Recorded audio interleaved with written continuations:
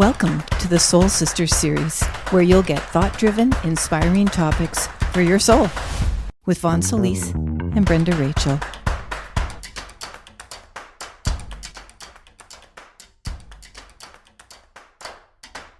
I want to welcome you to this several-part series, and one of the reasons that Brenda and I are doing this is because we both live on Vancouver Island, and we are, in fact, blood sisters as well as soul sisters. And from the moment we started living side by side, and we literally live side by side. Brenda lives in the condo building next door to us on Vancouver Island, in central Vancouver Island.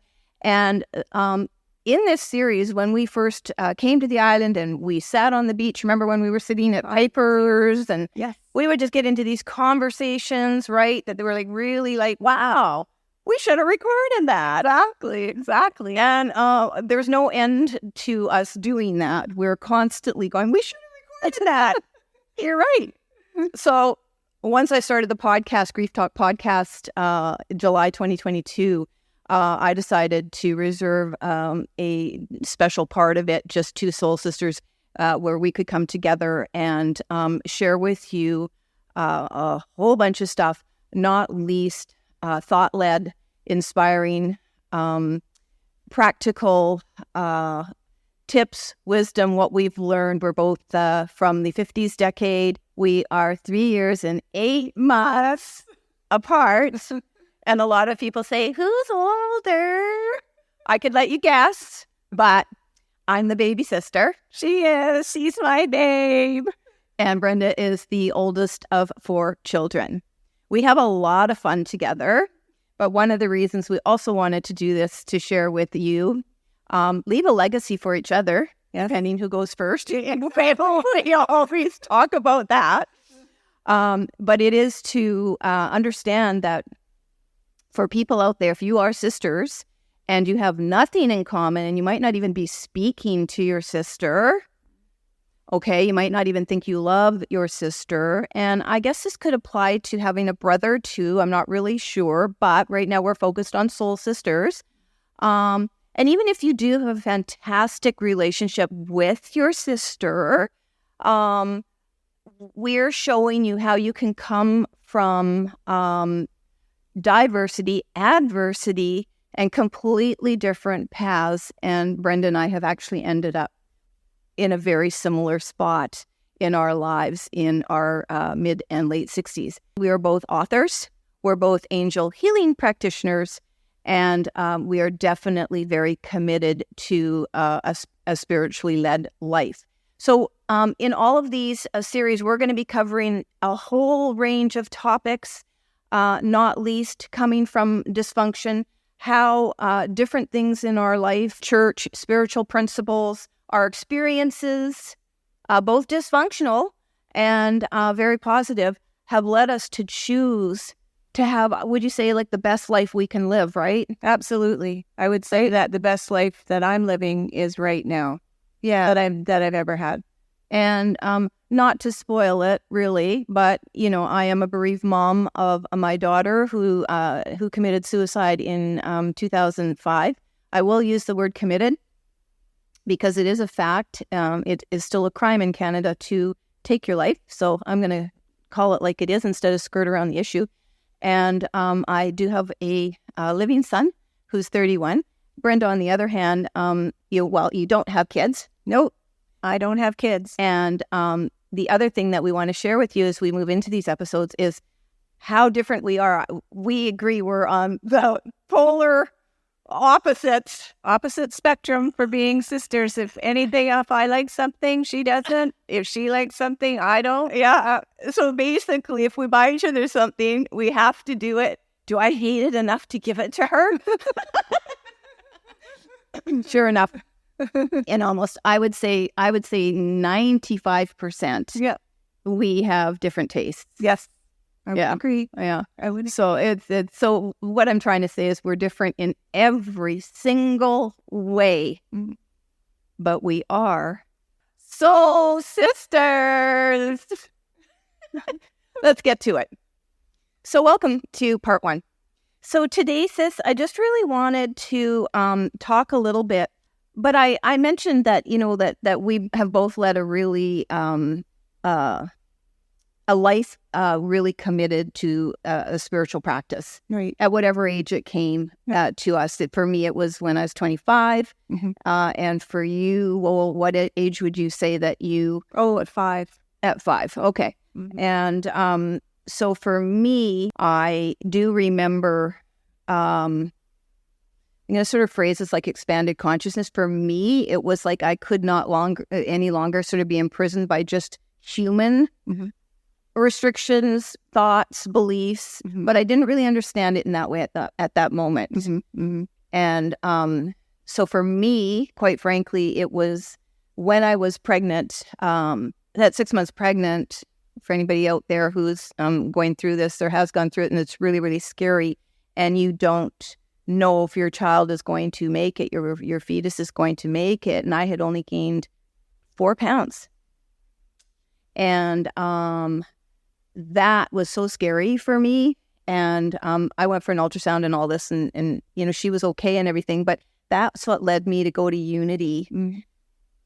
And I knew somebody who was going to Unity, her auntie on the other side, who's also passed now. But she was, June was a huge presence in the Unity Church and quite a presence in our life too. Yes, she was. And she passed in 2017. And so anyway, she introduced me to Unity in Vancouver. And I remember sitting in that service, bawling my eyes out, because I think I have no other way to say it, but I think God was just within me and just comforting me and letting me know everything was going to be okay, because it was a very difficult time in my life. And I was actually separating from her dad, and it was a very lonely and very scary time, and I had to leave Vancouver, and all those things were going on for me at that time. So it was a very comforting presence.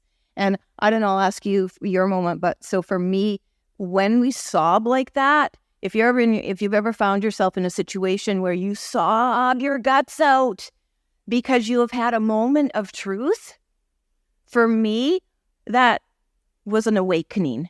An awakening can be something else for you, but it's when you are really overtaken by an emotion, because that's the only way we really can express ourselves, right? When these powerful transformations take place, and how that leaves you. And it left me changed. And from there, of course, I moved to Edmonton, went and lived with Mom, had a wonderful baby girl 3 months later, and all of that stuff. And I've never looked back. So what was it like for you?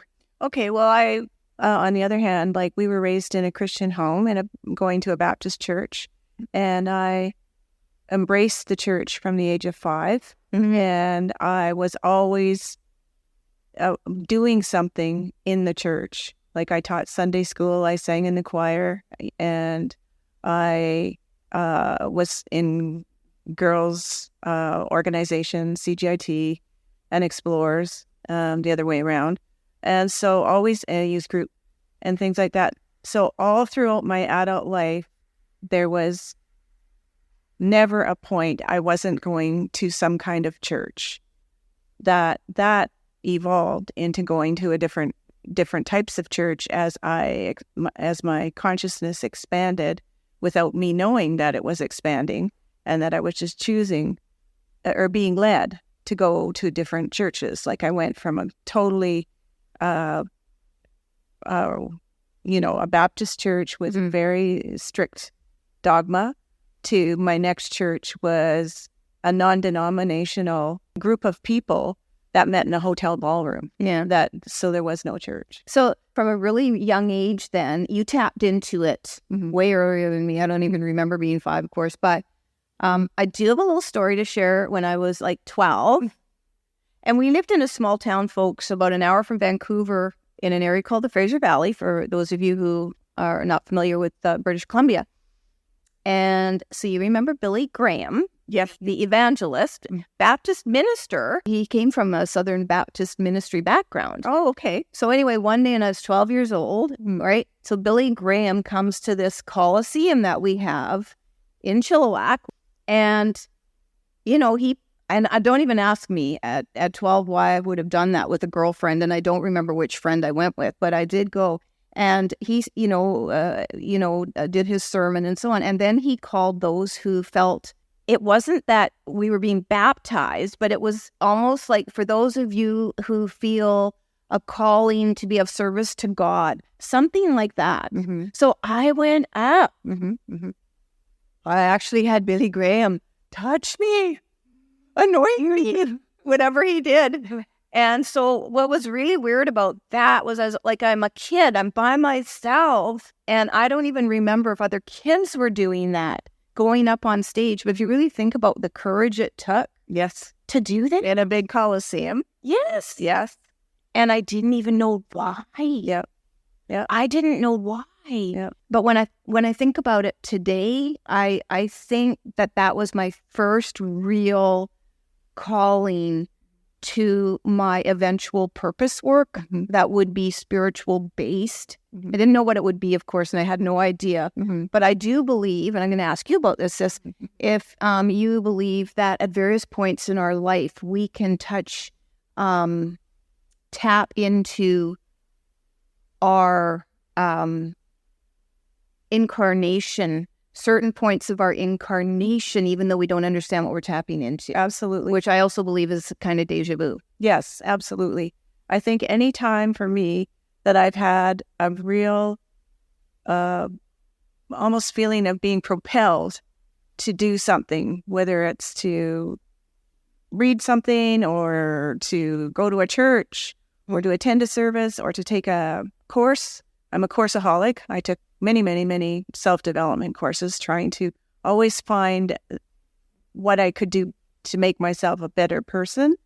And I think when you have that nudge, although it was never a nudge for me, it was always like just that kind of, just like you knew you had to go down to the center of the auditorium, Coliseum, and be there. That's the same kind of drive. You have to do it. You have to do it. Yeah. No rhyme or reason. Yeah. Just have to do it. Don't question it. Don't sit there and go, well, what's this about? Or why am I doing? Yeah, exactly. Okay. Just go for it. Yeah. Okay. Also, I want to say, in my experience, another thing that has stuck with me. So I just want to add to what you said. So it's that knowingness at various ages where you go, why did I do that? Whatever. But there's also, I think, I'm just going to ask you what you think about this. Those things that we do in our life that are memories, they are like memories ingrained on our soul almost. So the Billy Graham one is for sure. It's not that I think about it all the time, but it's very vivid for me. The impact of it. I couldn't tell you what I was wearing or anything like that, but I can tell you the impact of going on that stage. But the other thing that happened is, fast forward another, let's see, I was 12, so 25, when I was 25, and I had to move. And so that back to that experience, like of going to Unity Church when I'm 25. So now Unity is like another huge thing in my life where it's impacting me, and I'm crying my eyes out in the whole service. And another huge connection, I think, to what this incarnation was going to represent for me. And when I moved to Edmonton, the other thing that stuck with me is as I started this transition to expanding my consciousness about thought and just thinking things, I was reading the book Atlas Shrugged.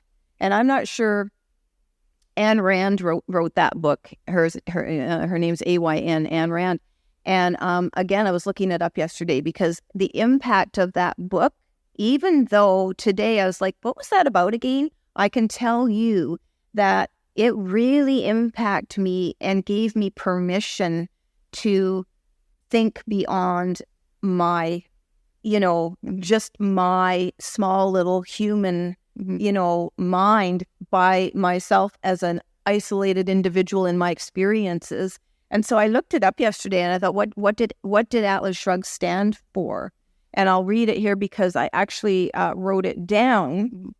And it said that Anne's philosophy was all about in objectivism and really understanding the fact that we have to discover reality for ourselves and learn how to exist and act successfully within that reality. Mm-hmm. She also had a philosophy about the mind, to sort of paraphrase that, the mind is what we allow and choose it to be within that reality that we define for ourselves. And somehow, again, that just kind of was a light bulb moment. And I loved that book, and I've never read that book again, but that was all occurring as I was preparing to become a mother, for example. So in talking about this little segment, I just want to set it up as sisters. We both came from different experiences, but what I want to say is that at the core of it, and of course you can add to this if you want, at the core of it for me was there this undercurrent of a spiritual connection. I wouldn't say a connection yet necessarily to my soul, but certainly a spiritual connection, even though I may not have understood it. And so I sort of framed it in church, a Christian experience, because we were raised Baptist until, we quit going to church, which for me was pretty early. And Brenda was I would say, a remarkable leader. And I spent my donation money on candy before I got to my Explorers meeting. That tells you how different we might be. I remember that. What did you call that when you had to donate? But you had to bring your money anyway. $10, $1.50, whatever it was at the time. Yeah. This would be in the maybe late 60s. And I always went to the store and bought candy. I donated. It was a collection, and mine went in the collection. Yeah. Okay. So I want to talk a little bit about church. And so moving it a little bit into this thing I've couched as the church, because that's sort of the institution that allows us to feel spiritual. I mean, I'm just largely paraphrasing here, right, for me. Mm-hmm. But you were mentioning earlier how, you started with the Baptist, then you went on to different churches. But what I just want to sort of get at here is through your life, church was important. Yes. What did church, I know you went to non-denominational, and as you went to church and as you got older, your consciousness expanded and expanded and expanded. But even from a really super young age, what did church, remembering that we came from a major dysfunction, which we'll talk about a little bit in later episodes, but what did church represent for you in looking back, if you can connect to that? Well, I think for me, it was like I became a Christian and gave my life to Jesus with my mom in the basement of our house, praying against her trunk of clothes that were a huge, large trunk in the basement. And I sobbed and sobbed and sobbed. And I think the principle for me, so I understood at age 5 what I was doing and that I wanted to do this. And I wanted to devote my life to walking as best as I could. As I don't really think I understood like being a Christian, but I loved what Jesus stood for, which was love. And just that was like paramount for me. I understood that. So I just really felt that all things could be achieved if I carried this love in my heart that I felt Jesus had for me. Cool. So you did that trunk praying thing, or praying over the trunk with Mom when you were like 5? Well, yeah, at the trunk. Oh, yeah. Not over the trunk, but yeah. Oh, okay, at the trunk. So yeah. For some reason, I'm just going to say Mom had this blue metal trunk. It was like a big traveling trunk. Yeah. You kept stored clothes in. Yeah. To, when you changed them over from season to season, and her wedding dress was on. Yeah, I was just going to say, I think her wedding dress is in there. And by the way, I got married in her wedding dress. Yeah. I don't know what that trunk represented, but if you've ever watched an old movie and they'll show you from a different era, like maybe the 40s or something, this trunk. And maybe what it really represented and was sort of symbolic of for me was Mom, I think, carted that trunk with her, certainly in certain years. Like she brought that to her marriage, and that trunk had that was her trunk. Stayed in the house until I guess she left the house when she divorced Dad, and I don't know what happened to her truck then. Yeah, really cool. Anyway, so church was a foundational piece in our home growing up. And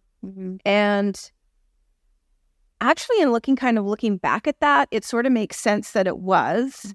Our father actually came from a Mennonite background that he rejected and married our mom, who was the least typical of that type of culture, right? Absolutely. So it was pretty interesting that she was this super liberal person, artist, musician. She was gorgeous. And obviously the marriage did not last. It did not work because I believe kind of what's ingrained and instilled with us as children, I think there's a part of this that never really goes away. And for Dad, that would have been rigid, strict. Sinning, was a big thing, right? Can't do this, can't do that, can't wear makeup, can't drink, can't listen to music, can't dance.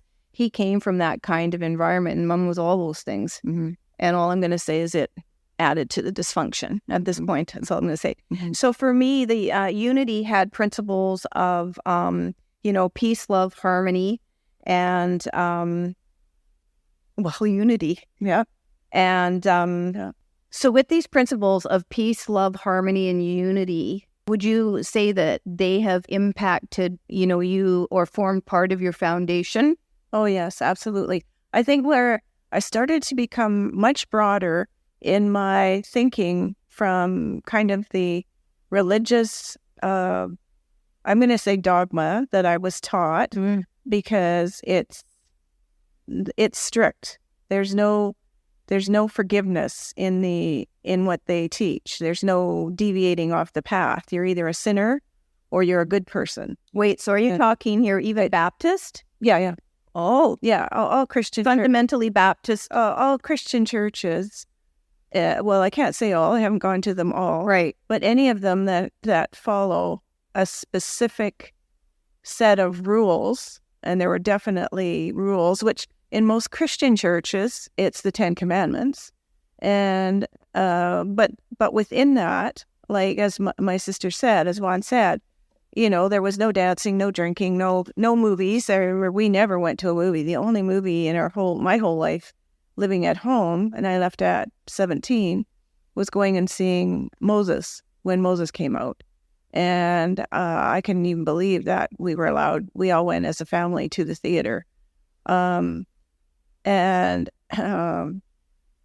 anyways, fast forward, when I started to become involved with non-denominational, more spiritual churches that weren't even called churches. They were just groups. It led for interpretation, and that there was not just what the minister was saying behind the pulpit was what you lived by. You lived your principles by what one person with his interpretation was saying on Sunday morning.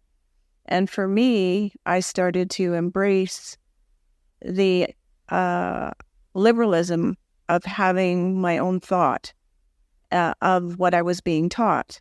And what felt right for me and what didn't feel right for me. So would you say science of mind opened you up to that initially? Absolutely. But science of mind, it's definitely a spiritual church. Yeah. But it's a different type of church in that we use the mind to create our healing journeys and use the principles of what they call a spiritual mind treatment, which is a 5-step treatment process that you just walk yourself, very simple, to go through from what it is, the connectedness about that I'm connected with the oneness of God. There is only one God who I choose to call nature, spirit, whatever.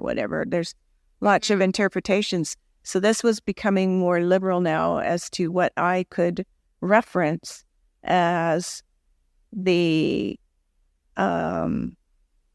divine. that I chose to follow. I didn't need to call it just God. I could call it anything that I wanted, and we could all call it anything that we wanted that sat right with our soul.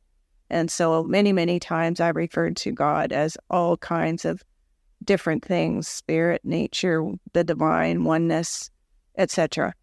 And so, but would you say that God, like if you're in a heartbeat, in just a real heartbeat, and you're going to do a prayer up, and Brenda and I are not like fundamentally Christian or religious here. What we're trying to talk about here is coming from that background. It instilled some type of foundation, structure maybe is a better word.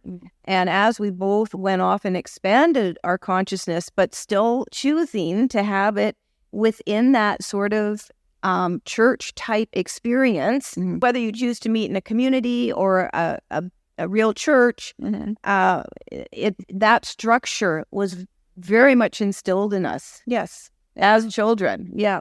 And I followed that through. Like in my life, I've been to, like I said, all the kinds of non-denominational churches, but also I was married in the Anglican church, and I attended the Anglican church faithfully for, I think, 2 years with my ex-husband, because we chose to get married in a particular church that was in the woods. And so we just wanted to really become familiar with the church that we were going to get married in. And I also went to the Unity Church. That was a church. And I went to the Anglican church that was right near my office in downtown Vancouver. I would go there at lunch hour and just go and sit in the pews and just look at all the candelabras they had at the front and just get some peace just sitting in a church pew when I needed some respite and stuff.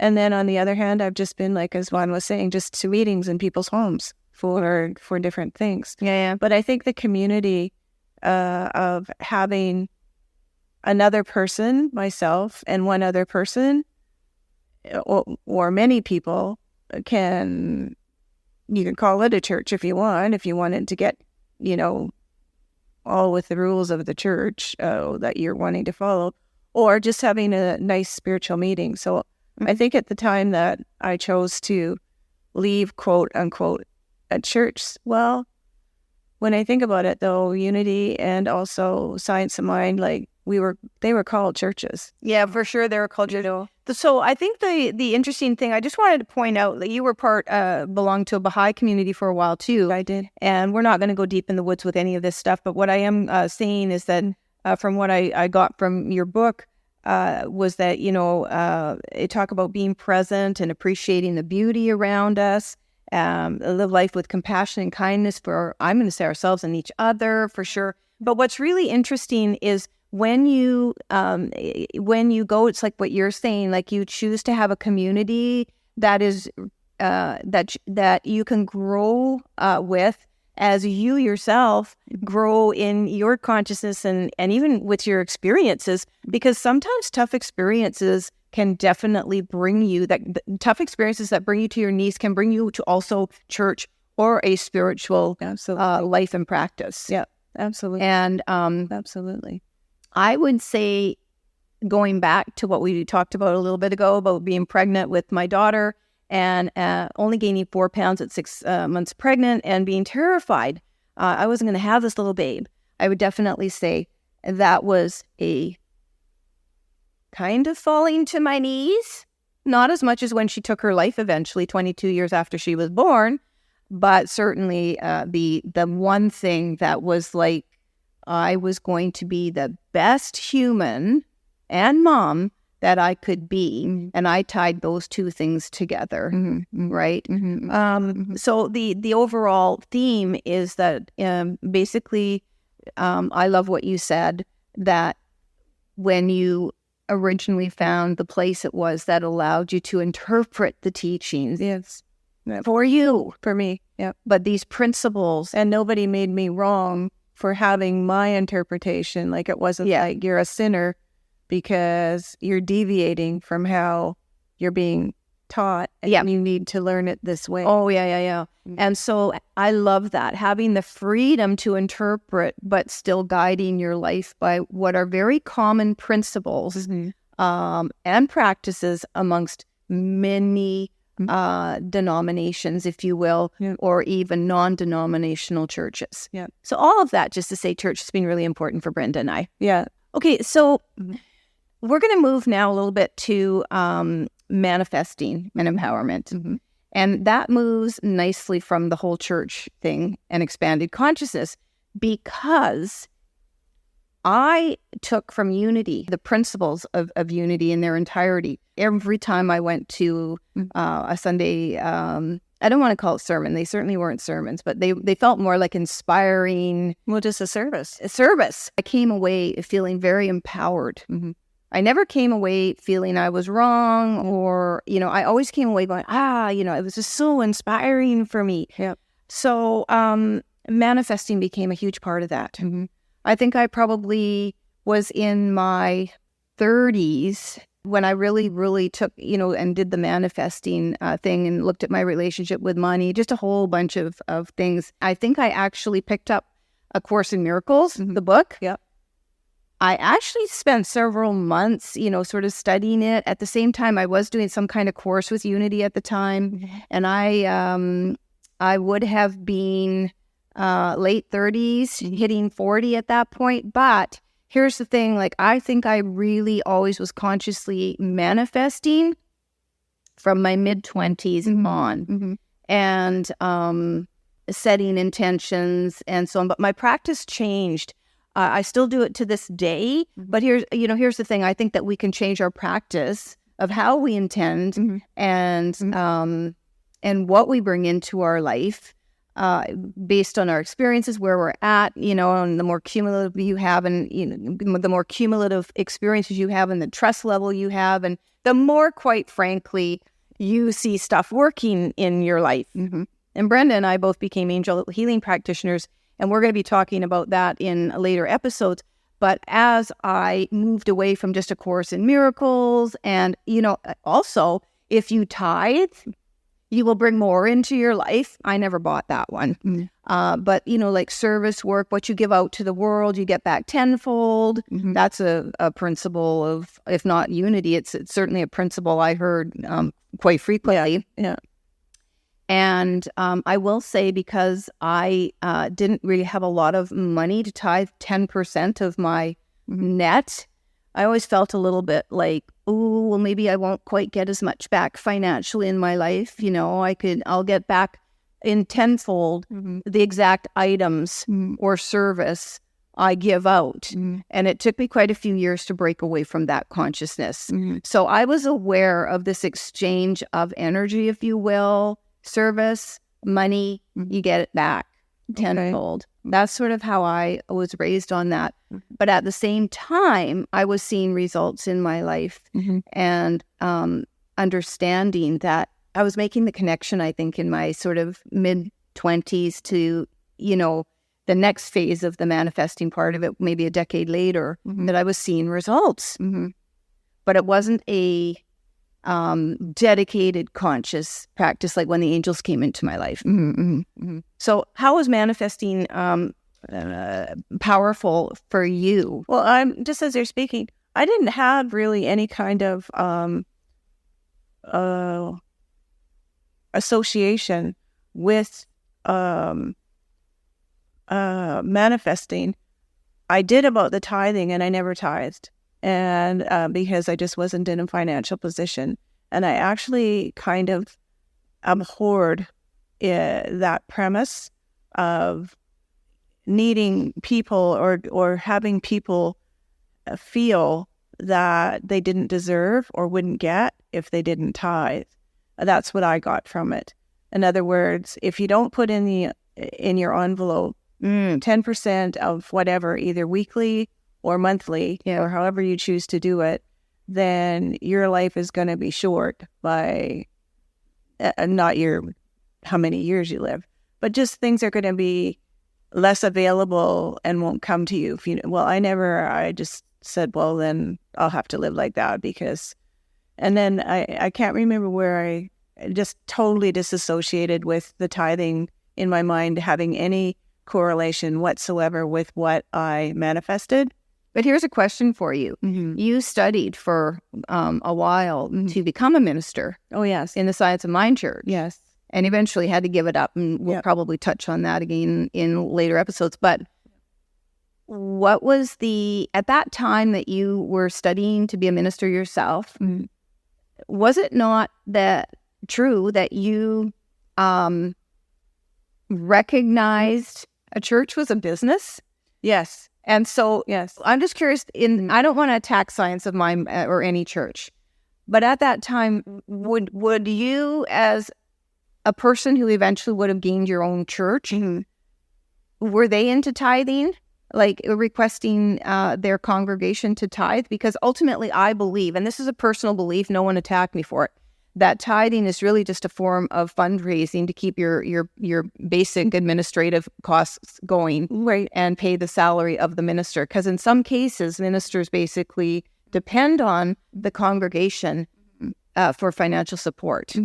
When I chose not to become a minister was through my illness. I was very, very ill and had to leave practitioner training class twice.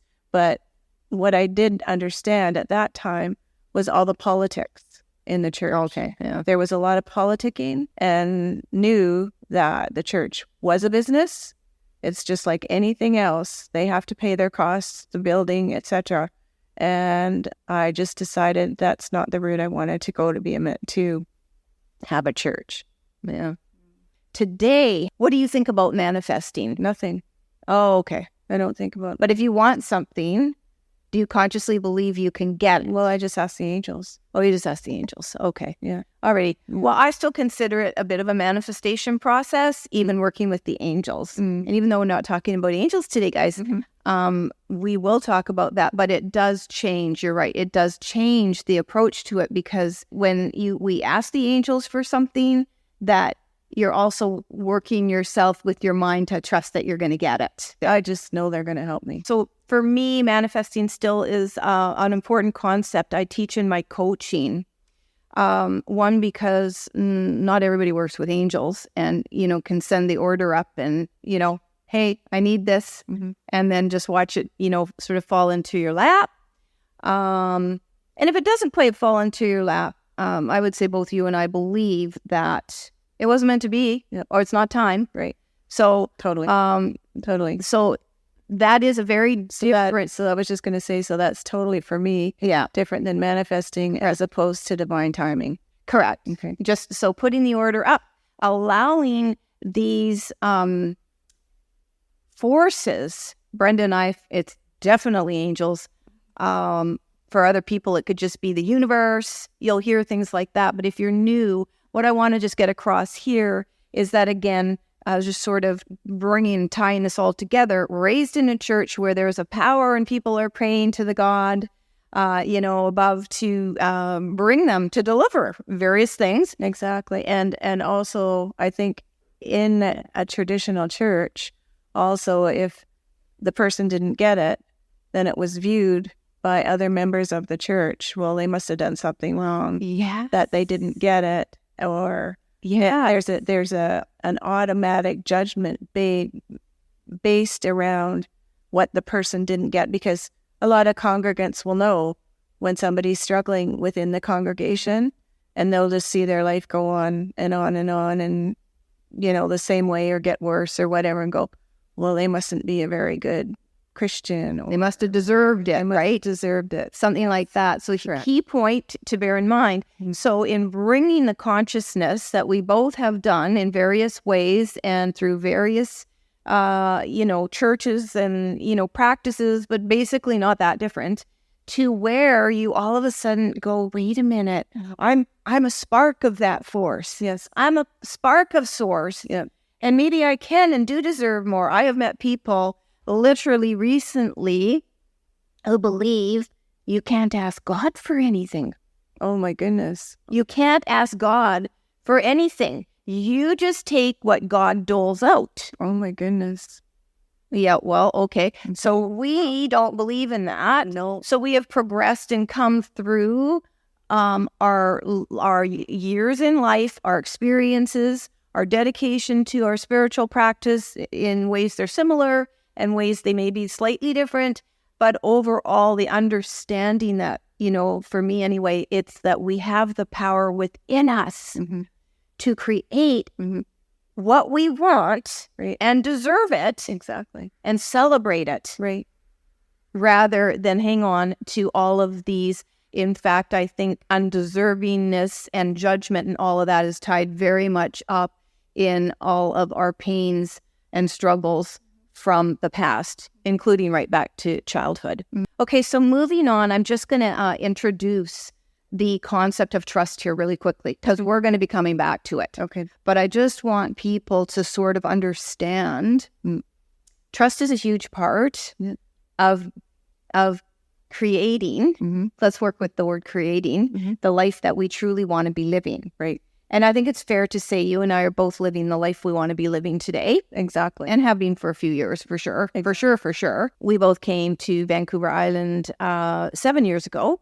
And so we'll be, 2016 that we came here, and have basically, I'll just say lived a charmed life. Yes. I often tell people, I just feel like I've lived Best life I've ever lived in my whole years. Yeah. And I've had a lot of wonderful things in my life. And I was actually speaking with someone the other day and saying, I haven't had to go to bed at night worrying about anything. And it doesn't mean I sleep better, but it just means I don't worry about anything. And, I felt a little bit guilty saying that because this person was going through some struggles.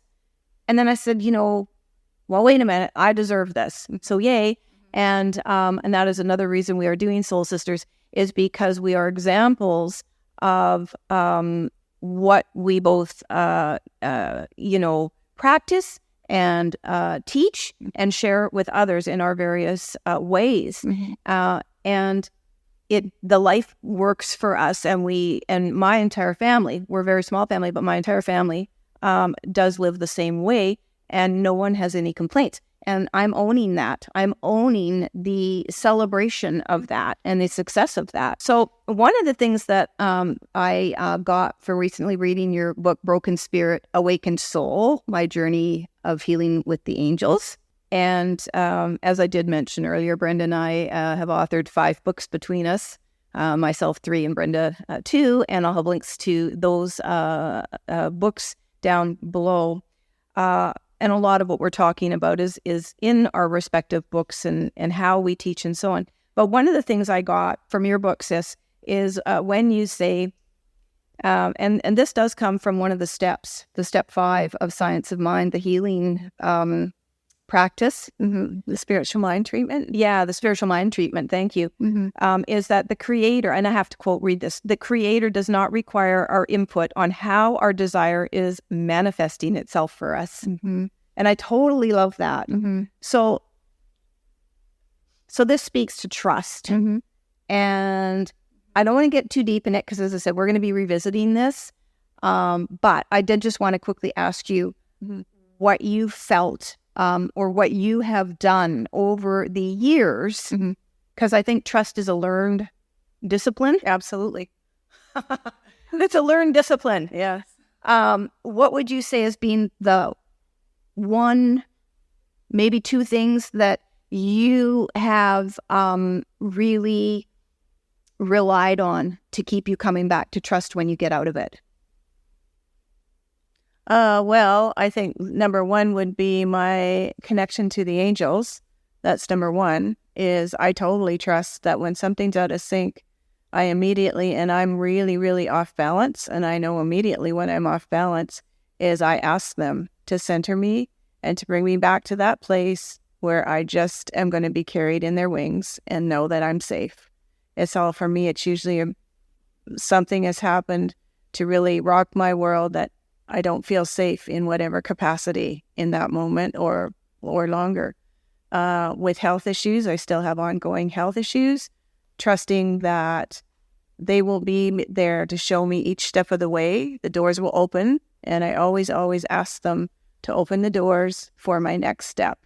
So for me, that is sort of the key to trusting, because I just believe. I just believe with an absolute, unequivocal. There's no doubt. There's absolutely no doubt in my mind that I will be directed to whichever door I need to go through, that it will open. So, yeah. I guess for me, trust is more about, I think I just keep coming back to, I'm kind of like you. I've sort of reached the point where I don't really not trust. And, but it has been a years long journey, people. I just want to say that it is something that we can have, and then something can happen in our lives. Like for you, it's, illness stuff, like, health stuff. For me, well, it's actually health stuff too. But it's whatever could come along and show you that, yeah, but I think I'm way past that. And so I would think I don't really have any trust issues anymore. I'm like you. We both just kind of put it out there. And I think we both just, if I was speaking for us, but that we both just accept that in that moment, that's the way that moment's supposed to go. And that we know the moment's going to change, or for however long that moment lasts. And that, there's the saying, trust the process. Because life is a process. So to go from kind of being knocked off my rocker to getting back into stability, it's a process. And I always know there's a lesson of why I'm going through that. Nothing happens in my world for me to not learn something from that experience. Yeah.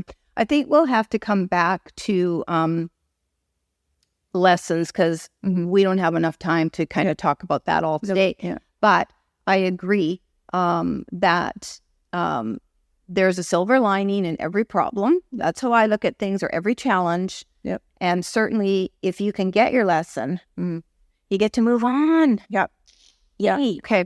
So we're going to close off this. Definitely we're going to be closing off this part one today. And I did just want to share with you that one of the founding principles, a fundamental principle that I live by, is understanding that I am absolutely the creator of my experiences, and that I can create what I desire in my life, no matter what's happened. And speaking as a bereaved mom, that's a pretty big statement. That's a pretty big statement for me. There might be other bereaved moms, parents out there that are way ahead of me. I'm 18 years into it. And when I lost Janae in 2005, everything was stripped from me. So one of the first things I had to do was go back to what is my foundation, because the earth felt very shaky. I still remember walking and shaking, like, being very unsteady on my feet because the ground just did not feel like it could hold me. So that is, I just wanted to close on that note, is sort of what my founding fundamental principles are. And that is that what I just said, I have the power within me to create what I want in this life, and I do own my experiences. So I just want to ask if you want to share on a closing note, if you have something that's a very fundamental belief that you have, or practice or principle that you live by, that has guided you for, if not all of your life, probably all of your life, because it's our soul experience, right? Our soul is the incarnation, but that has guided you and is continuing to guide you today. Well, I think that for sure for me is I create my own reality, but within that is every thought I think creates something. I love that. So when I look at what's happening in my world, because it's just my world, it's nobody else's, this world belongs to me. So whatever's happening in my immediate world, I've created. But where did the creation start with? It started with my thoughts. So if I really take a moment to observe what got me to that place of whether it's complete joy or peace or total off my rocker, what was I thinking? And how can I change my thought in that moment? I'm going to close this off in just 1 second here, but I did recently have an interview with somebody, and we were talking about where did the thought come from? I'll leave you with that. So all things are thoughts. Thoughts bring us our creations. Thoughts bring us everything we want. But hey, where'd the thought come from? Anyway, ready for a latte? I am. Love you, sis. Love you too. See you next time from the Soul Sisters.